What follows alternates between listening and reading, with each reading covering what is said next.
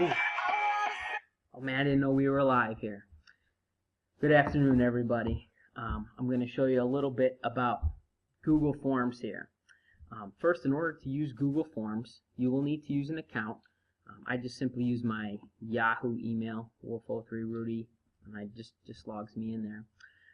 But you'll want to use Google Drive Google Drive to use your Google Forms and other Google apps. You could do that by typing in Google Drive right here, or you can just simply click on that little logo there. That represents the apps, and click on Drive. And as this thing is loading here, alright, so your screen might show up completely blank if you've never used Google Drive before. But here I have a few folders and a few different documents. So there's different things you could use with Google. The first being Google Docs, which acts as a Microsoft Word document. You can have multiple students writing on that document at the same time, which is something that's really, really cool. I've used that for my projects at Bishop Kenny. Google Sheets is like Excel, so again, you could have multiple people working on a Microsoft Excel document. Google Slides is like PowerPoint. Again, I've used all three of these with projects in the past, but you're going to go to More and select Google Forms here. And I'll show you how I've used Google Forms this year compared to in the past.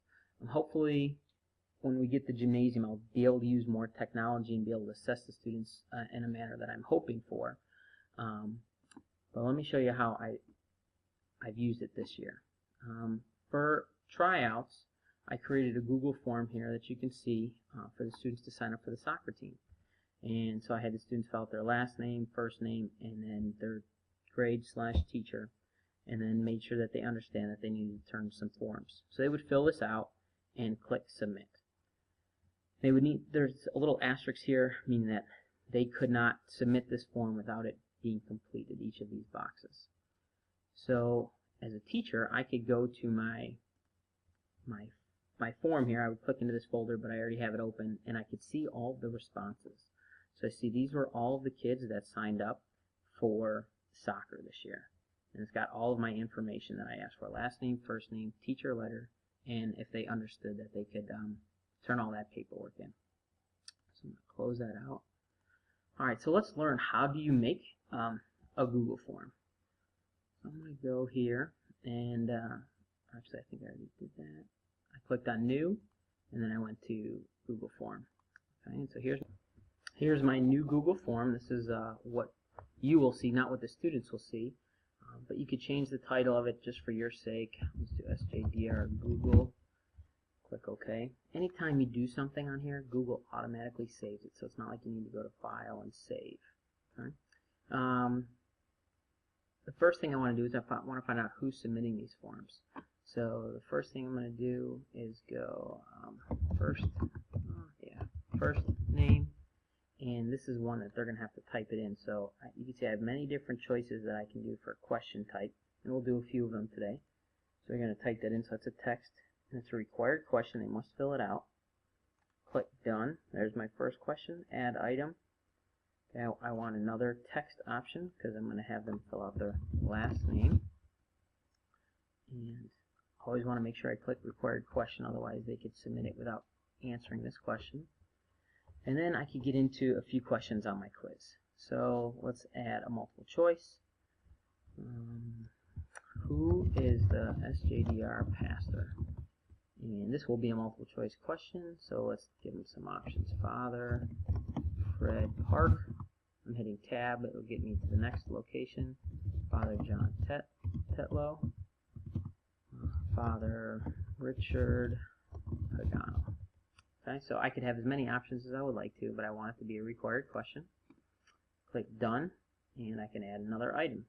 This time we'll do, I don't know, maybe anybody wants to do a spelling or something. So you could do check boxes or choose from a list. Let's do check boxes. Let's do this here. Spelling pre-assessment, word number 1. And the word is separate, but you will verbally tell the students that it's separate. And you can type in some options here. Separate or separate. Alright. required question. Now let's say you realize you messed up.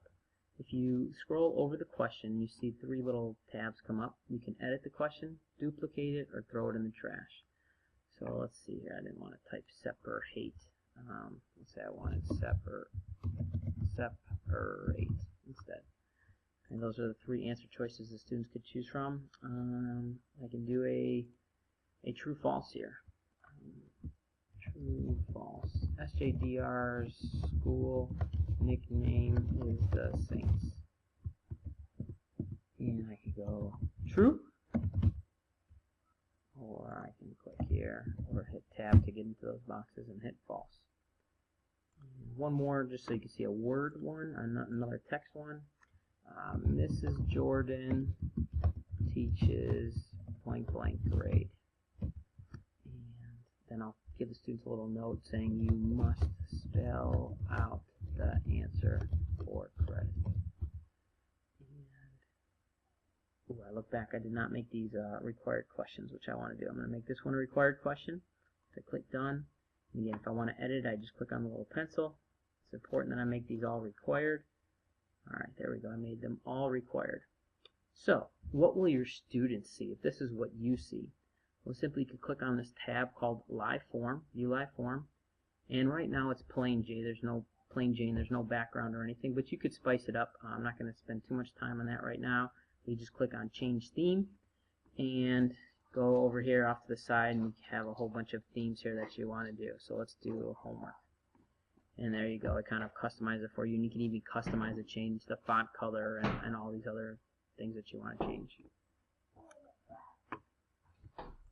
This is exactly what the students are going to see when they either type in your web address or if they click on a link that you give them. So this is exactly what they're going to see. If you want to send it out to them or find the website for it, click on this blue box called Send Form, or you can go to File and Share. But here's the website where you could post it on various different social medias, or enter email addresses. Now, since our students don't have email addresses, maybe click the short URL, and you could put this up on the board and have the students type into it, or there's other ways that you can access it that I can help you out with a little bit later on. Okay, so let's see what it's going to look like for you so you can see the students responding. And I already had one set up, let's see here, for us, so we don't have to have many people don't have to fill this out. So I already have it pre-filled out, so I'm going to click on this. This is a document that is automatically created once the students start filling out the information. And so here you can see I've had, still loading, I've had a few people actually fill out my thing. First name, last name, who's the pastor. You okay, baby? So you can see the answers that they've all filled out. Now this one was myself, Billy Bob Thompson, because I filled it out with all the correct answers to help you grade this assignment as quickly as possible. This was not available when I was at Bishop Kenny, but I just learned about it a few weeks ago. So, do you want to take time to like grade all this? Well, no, not really. So there's something that you could do that would make this a piece of cake. Google has this thing called add-on called Flubberoo. And basically you would go to get add-on and then type in Flubberoo, and then you could get it. And I've already done that. So I want to grade this assignment. So I just click on that, and you could see here that it notices all the questions that I have. First name, last name, and then all these questions. Well, since these are just identifying who I am, they're not really worth any points on the quiz. But you could change these to however many points you want to. For our case today, I'll just keep them all 1 point. So this will be worth 4 points, this assignment. I click Continue. And it's grading as we speak. Actually, first it's looking for the key. Remember I told you I was Billy Bob. So I know this was my submission, if my name is Billy Bob. But I know it's got all the correct answers. And all these other names you see up here could potentially be like your students that filled it out. So I click Continue. It's looking at all the correct answers that I submitted. And it opens up a new spreadsheet down here at the bottom. You can see grades. Okay. So if you want to see the grades, or if you want to see all the student submissions, this is just telling you grading's been completed. You can click back and view all of their submissions and grade it manually if you want to, or you could allow Flubaroo to do it for you. And so it shows, okay, Paulie Catalano got 1 question out of the 4 right, so you got 25%. Connor McDavid and Haley Wolf both got 4 right, 100%. It tells you how many times it's been submitted. Okay, you only want it to be submitted 1 time. And here it tells you if they got the question right or not. So you can see here this first question, who is the pastor? 1, 2, 3, 4. Only 4 people got it right out of the 7 for 57% that got it correct. So you can look at this right away and see, okay, what questions did my students miss? I'll scroll this up. I'm going to scroll this up a little bit, but Mrs. Jordan's thing was 57% as well. But the one the students got the most was knowing that the Saints' nickname was the Saints. The San Juan's nickname was the Saints. So you could look and see how many points each person got. You can also see how many points the assignment was out of, what was the average score, how many people submitted the assignment, and how many of these questions had very low scoring. In this case it was 3 because it was below 70%, I want to say. So hopefully that helps you out with some grading, just an idea.